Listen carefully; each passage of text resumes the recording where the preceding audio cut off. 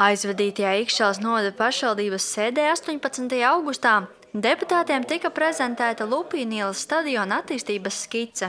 Laukuma gabals ir aptuveni 6 hektāri, kas jau izsenis paredzēti sabiedriskas sporta būves vajadzībām. Šobrīd teritorijā atrodas sporta laukums un pašbūvēta BMX trase.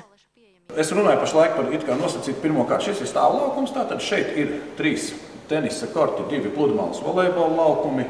Un tā tad ir BMX trase, par ko es atsevišķi stāstīšu, un servisa ēka. Tas būtu pirmā kārta, un otrā kārta tad būtu šī te sporta halle, kura uz šo brīdi mums ir Ikšķelē un Tīnožos sporta zāles, un kura nav tik sāpīgs jautājums, kurai būtu uzreiz jāķerās klāt arī izmaksu dēļ. Pastiprināt uzmanību sporta laukuma attīstīšanai aizvadītajos gados pievērsuši privātie investori, tomēr bez redzamiem rezultātiem, norāda Rolfs Bokmelderis. Projekta tapšanas gaitā plānos piesaistīt pašvaldības līdzekļus un nākotnē iespējams izveidot pašvaldības aģentūru.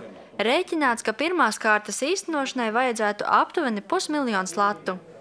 Orientējošas izmaksas es varu pateikt, tātad stāvlaukuma izmaksas jūs droši vien cilvēki pateiks. Futbolā laukuma pamatnes izmaksu izbūve svārstās atkarībā no ģeodēziskiem izmeklējumiem no 80 līdz 100 000 latu. Tenisa korta izmaksas ir tātad atkarībā no seguma veida, kādu izvēlēsies. Tur varētu būt ap 10 000 latu uz kortu. Ja? Tātad uz katru pludmales volejbola laukumu nosacīti rēķina 10–12 000 latu, jo viņi izņem riktīgi zem ārā, saliek apakšā ģeotekstilu un iztaisa visu tā, lai ūdens tek prom, lai zāle pēc pusgada neaug virsū un tā tālāk. Servisa ēkas izmaksas orientējoši ir minētas no 200 līdz 300 000 latu.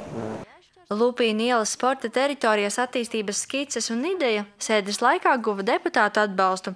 Plānots, ka jau tuvākajā laikā tiks izsludināts iepirkums detālplānojuma izstrādei. Zanda Tereško, Ogres televīzija.